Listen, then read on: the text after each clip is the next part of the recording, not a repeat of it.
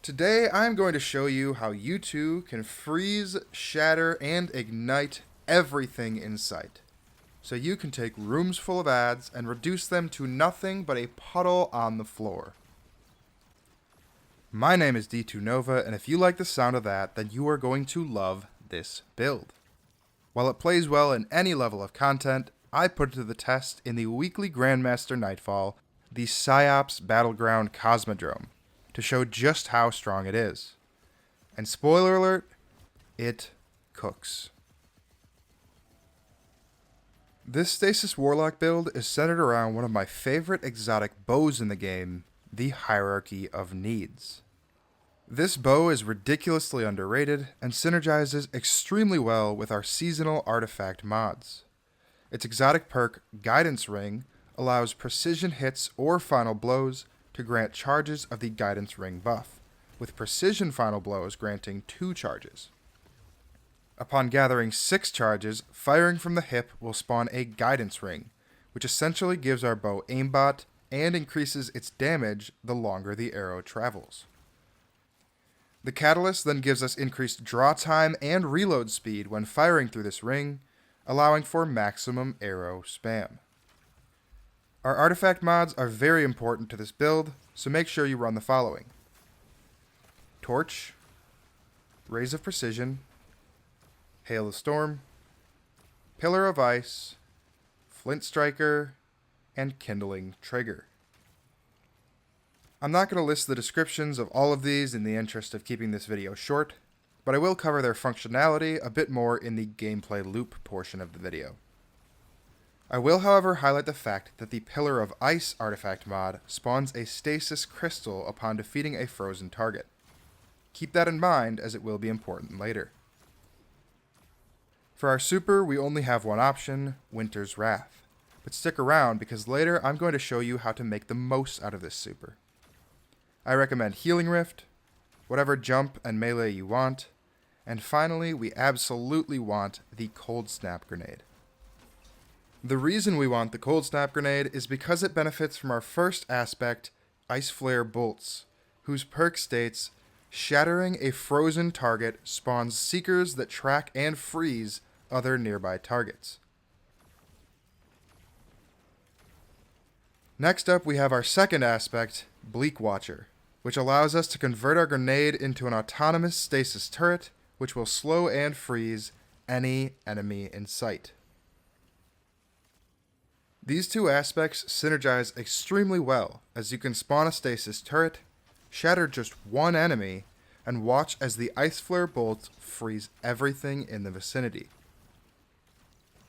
We then pair this with our first fragment, Whisper of Chains, which gives us a whopping 40% damage reduction while within 10 meters of frozen targets.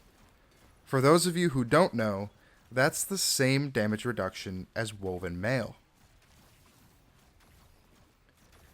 Our second aspect, Whisper of Rending, will allow our primary ammo weapons to deal 100% increased damage to stasis crystals and 50% increased damage to frozen targets. For our third aspect, we want Whisper of Shards, which gives us a ridiculous 500% increased grenade regen rate simply by shattering a stasis crystal. This is where the Pillar of Ice artifact mod comes into play, as we will constantly be defeating frozen targets, thereby spawning a stasis crystal. Lastly, we want Whisper of Fissures, which increases the damage and size of the burst of stasis when destroying a stasis crystal or defeating a frozen target. I tried Whisper of Bonds for orb generation, and as you can see, we definitely generated more orbs, but I still prefer Whisper of Fissures as it is much more suited to our build's playstyle. But let me know what you think in the comments. Our stasis kit is already super strong, but we want to kick things up a notch with our exotic armor of choice, the Osmiomancy gloves. Osmios are a timeless classic, and if you've played Stasis Warlock at all, I'm sure you've used these gloves. But for those of you who may not know, these gloves grant us an additional Cold Snap Grenade that recharges a portion when we directly impact an enemy with it, and our Seekers travel further. There aren't many mods that are all too important with this build, as our Fragments and exotic armor already supplies ridiculous amounts of ability energy. But here's what I went with.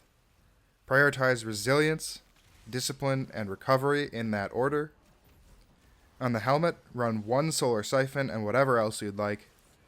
On the arms, I recommend grenade kickstart, bolstering detonation, and fastball. On the chest, I just ran various resist mods. On the legs, I went with stacks on stacks, recuperation, and a solar weapon surge. Lastly, I went with Reaper, powerful attraction, and bomber on the class item. The gameplay loop is simple. Start by throwing a cold snap grenade or a stasis turret into a group of adds. Aim for precision final blows with hierarchy of needs, as thanks to our artifact mods, just 2 precision hits will grant us radiant, and precision final blows while radiant will cause an ignition. If you happen to cause an ignition after defeating a frozen target, the ignition will shatter the stasis crystal from the Pillar of Ice artifact mod, triggering the 500% grenade regen from Whisper of Shards. Additionally, the Ice Flare bolts from defeating that frozen target will proceed to seek out and freeze absolutely everything in the area, allowing for easy continued precision final blows, which will cause ignitions so that you can truly freeze, shatter, and ignite everything. Be sure to take advantage of the Hierarchy of Needs guidance circle whenever you have it charged to make precision final blows that much easier, thanks to the absolute aimbot you get from guidance circle. But the fun doesn't stop there, because as I said before, the super can be made even more effective with this build. Simply throw down a stasis turret or a cold snap grenade, pop super, and use the shockwave button to shatter the enemy. This will then spawn Seekers, which will go and freeze everything else, allowing you to destroy a whole room of adds. But the best part is, unlike the heavy super attack, which just freezes targets, using this ability does not consume your super energy. So by doing this, you effectively double the length of your super. Please consider subscribing if you didn't know that. If you happen to not have Hierarchy of Needs, don't sweat it. Both Polaris Lance and Tiku's Divinations are suitable alternatives, but I definitely preferred Hierarchy when playtesting. This build is a lot of fun and allows you to control the flow of any activity. Seeing everything just freeze, shatter, and ignite is sure to make your monkey brain get hit with a spike of dopamine that leaves you giggling like a child. But let me know what you think in the comments. With that, my name is D2Nova. Thank you for watching and have an amazing rest of the day. Peace.